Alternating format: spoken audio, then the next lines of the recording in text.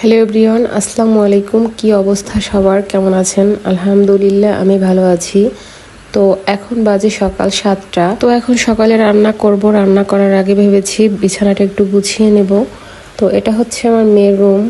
ওর রুমে একটু ধুলো ময়লা জমেছে, সেজন্য এটা পরিষ্কার করছি। আর এই টেবিলটা হচ্ছে ওর পড়ার টেবিল। এটার ফাঁকে ফাঁকে প্রচুর ময়লা জমে আছে, তো সেগুলো আমি একটু পরিষ্কার করে নিচ্ছি। আর ওর টেবিলটা হচ্ছে ব্যালকনির একদম সামনে, তো সেজন্য বাইরে থেকে যত ধুলো ময়লা সব এসে একদম টেবিলের উপরে জমা হয়ে যায়। সেজন্য এটা মাঝে মাঝে পরিষ্কার করতে হয়, না হলে অতিরিক্ত ধুলো জমে বেশি নোংরা হয়ে যায়। আর এই তো টেবিলের পাশে যে আলমারিটা, এটার উপরে ধুলো জমেছে। যেহেতু এটা টেবিলের পাশে একদম ব্যালকনির সামনাসামনি, এটাতেও ধুলো এসে জমা হয়ে যায়, তো প্রচুর ধুলো জমে। এই যে আমি পরিষ্কার করে নিচ্ছি আস্তে আস্তে। এই যে ছোট ছোট কাজ, এই কাজগুলো করতে তেমন একটা বেশি সময় লাগে না আমাদের। আমরা মাঝে মাঝে বেশি কাজ জমে থাকলে বেশি ভয় লাগে, তো সেজন্য আমি মাঝে মাঝে কাজগুলো কমিয়ে রাখি। তো মাঝে মাঝেই পরিষ্কার করে নিলে একটু কাজ কমে যায়, না হয় হঠাৎ করে একদম বেশি কাজ জমে যায়, কিন্তু আমাদের টেনশন অনেক বেড়ে যায় যে কিভাবে এত কাজ করব। তো সেজন্য আমাদের উচিত মাঝে মাঝে টুকটাক করে একটু একটু সময় বের করে সব কাজগুলো গুছিয়ে নেওয়া।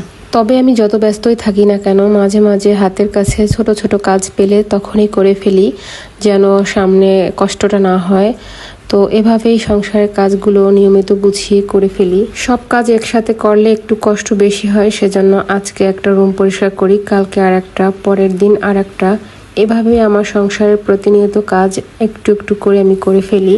আর এই যে সুন্দর মানি প্লান্টের গাছটি এখানে আমি রেখেছি, এগুলো হচ্ছে কি মাঝে মাঝে আমি ব্যালকনিতে গিয়ে রোদ্রে একটু নিয়ে যাই, দুদিন পরে আবার নিয়ে আসি, কারণ প্রত্যেকটা গাছেরই একটু রোদ্রের দরকার আছে, হালকা পাতলা। এটা ইনডোরের গাছ, তারপরেও হচ্ছে মাঝে মাঝে একটু আলো বাতাসেরও দরকার আছে, সেজন্য আমি মাঝে মাঝে ব্যালকনিতে নিয়ে রেখে আসি। তবে আমার কাছে কোনো গাছ যদি ঘরের মধ্যে না থাকে তাহলে একদম খালি খালি লাগে আর ভালো লাগে না। সেজন্য আমি করি হচ্ছে কিছুদিন পর পরে চেঞ্জ করি।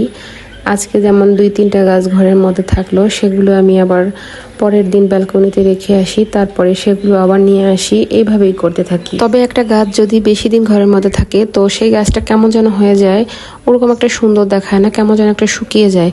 তো সেই জন্য আমি করি মাঝে মাঝে একটু রোদ্রে রেখে আসি।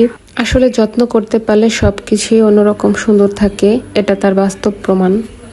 আর এই যে সুন্দর পাপোশটি, এটা আমি নিজের হাতে বানিয়েছি, তো দেখতে বেশ মিষ্টি লাগছে। সব সময় আমার কাছে নিজের হাতে যে তৈরি করি যে জিনিসটা নিজের ঘরের জন্য, সেই জিনিসটাই আমার কাছে সবচেয়ে বেশি ভালো লাগে। দোকান থেকে একটা জিনিস কিনলে সেটা আমার কাছে এত বেশি ভালো লাগে না, যেটা আমার হাতের তৈরি। তবে এই পাপোশটি কিন্তু আমি চালের একটা বস্তা দিয়ে বানিয়েছি। তো চাল ঘরে কিনে আনার সাথে সাথেই আমার বস্তাটা পেলেই কোনো না কোনো একটা জিনিস বানানোর জন্য মন চায়। তো ভেবে চিনতে কি করব, একটা না একটা কিছু বানাতেই হবে। তো আজকে ভাবলাম এই পাপোশটি বানিয়ে ফেলি। তো এই সুন্দর পাপোশটি আমি এভাবেই বানিয়ে ফেললাম। তবে এটা কিন্তু দেখলে বোঝা যায় না যে এটা একটা চালের বস্তা ছিল। তো আসলে মানুষ চাইলে সব কিছুই পারে। একটা সাধারণ একটা চালের বস্তা দিয়ে কি সুন্দর একটা পাপোশ তৈরি করা যায়, এটা আসলে দেখলে বোঝাও যায় না। প্রতিটা সুন্দর জিনিস তৈরি করার পিছনে থাকে ইচ্ছা শক্তি, আর এই ইচ্ছা শক্তি যদি ভালো থাকে তো আমরা অনেক কিছুই সুন্দর করে তৈরি করতে পারি। তবে একটা মেয়ে মানুষের মধ্যে যে কত প্রতিভা লুকিয়ে থাকে সেটা শুধু একটা মেয়ে মানুষই জানে। তবে আমি মনে করি প্রত্যেকটা মেয়ে মানুষের উচিত তার প্রতিভাগুলো সামনে তুলে ধরা। আমি তো একটা সময় কোনো কাজ কিছুই পারতাম না, এখন কোনো কাজে আমি কোথাও আটকে যাই না, প্রত্যেকটা কাজই নিজের মতো করে করতে পারি। রান্না বাড়া থেকে শুরু করে সমস্ত কাজই আমি নিজের মতো করে করতে পারি। যাই হোক, সকালের মতো রুমটা গোছানো হয়ে গিয়েছে। তো সকালে যে একটা টার্গেট ছিল এই রুমটা পরিষ্কার করব, তা হয়ে গিয়েছে।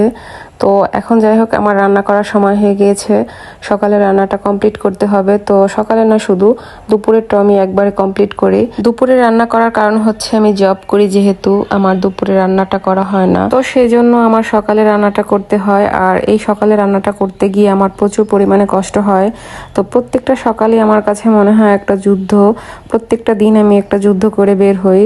তো মাঝে মাঝে তো কখনো কখনো মনে হয় গাছের পরিচর্যা করতে করতে আমার রান্না করার টাইমই থাকে না, খুবই সিম্পল রান্না করতে হয়। আমি এই গাছগুলো যখন প্রথম লাগিয়েছি একটু একটু করে, তখন এমনও দিন গিয়েছে যে আমার কাজ করতে করতে আমার রান্নার টাইম ওভার হয়ে গিয়েছে, খুবই সাদামাটা রান্না করেছি।